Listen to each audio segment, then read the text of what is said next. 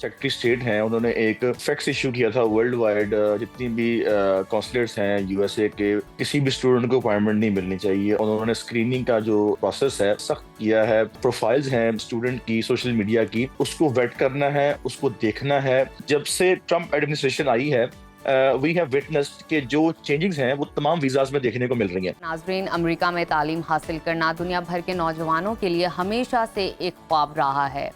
आला तालीमी इदारे जदीद सहूलियात और बेहतर अपॉर्चुनिटीज़ हर तालिब इल्म को अपनी जानिब खींचती हैं, मगर मौजूदा अमरीकी सदर डोनाल्ड ट्रंप के दौरे हुकूमत के आगाज़ के बाद गैर मुल्की तलबा ख़ास तौर पर तरक्की पजीर ममालिक से ताल्लुक़ रखने वाले लोगों को बहुत से चैलेंजेस का सामना करना पड़ रहा है। ट्रंप के नए दौरे हुकूमत में वीज़ा पॉलिसीज़ को सख्त किया गया है, दरख्वास्तों की मंजूरी का अमल पेचीदा बनाया गया है और सिक्योरिटी क्लियरेंस को मजीद कड़ा कर दिया गया है। अब इसी सिलसिले में एक और डेवलपमेंट सामने आई है और इस बार निशाना बने हैं पाकिस्तानी तालिब इल्म जो अमरीका में तालीम हासिल करने के ख्वाहिशमंद हैं।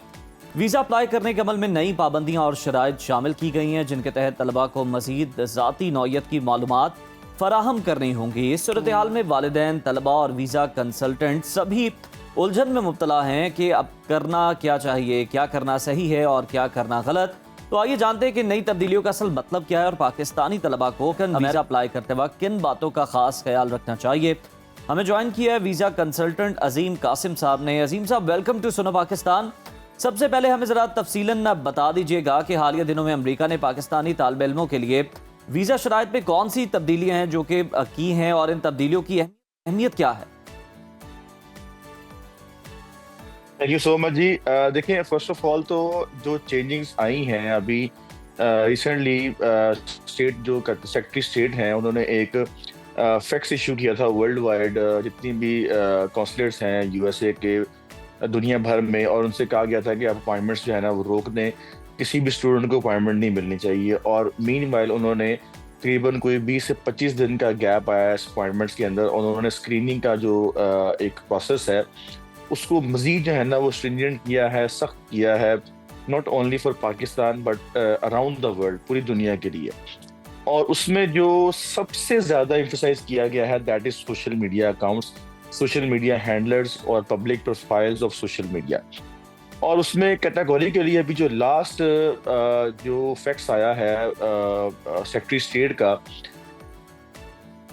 जी तमाम एम्बेसीज को, उसमें उन्होंने कैटेगोरिकली कहा है कि जो वीज़ा ऑफिसर्स हैं उन्होंने जितनी भी प्रोफाइल्स हैं स्टूडेंट की सोशल मीडिया की, उसको वेट करना है, उसको देखना है। और इवन कि ये यहाँ तक भी वर्ड यूज़ किया गया है कि आपने उसका बाकायदा स्क्रीनशॉट लेके उस स्टूडेंट की प्रोफाइल के साथ अटैच करके डेटाबेस में सेव भी करना है।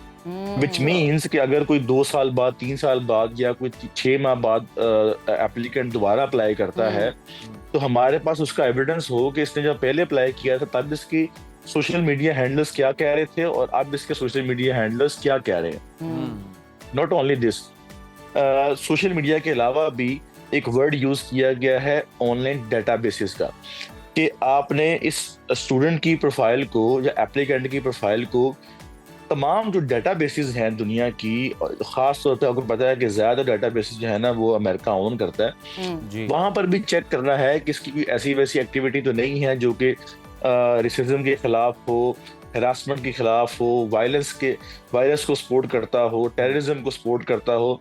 ये खास तौर पे ये जो स्टेप लिया गया है ये बेसिकली फ़लस्तीन और जो इसराइल की वार चल रही है इस वक्त, और ईरान का भी उसमें काफ़ी जो है एक्टिव रोल रहा है पिछले दिनों, उसको बेसिकली मद्देनजर रखते हुए वहाँ पर काफ़ी जो है ना प्रोटेस्ट हुआ अमेरिका के अंदर। बहुत ज़्यादा स्टूडेंट्स ने जो है ना वो पार्टिसिपेट किया उस वार के अंदर, उस सोशल मीडिया वार के अंदर, जिसकी वजह से जो है ना ये सारे जो है ना इकदाम जो है ना वो यूएस गवर्नमेंट ने जो है ना वो लिए। अच्छा कासिम साहब, ये बताइएगा कि ये जो नई पॉलिसीज हैं जिसके बारे में अभी आप तस्करा कर रहे हैं, ये सिर्फ स्टूडेंट वीज़ा के लिए है या दीगर वीज़ा कैटेगरीज पर भी इसका इतलाक होगा?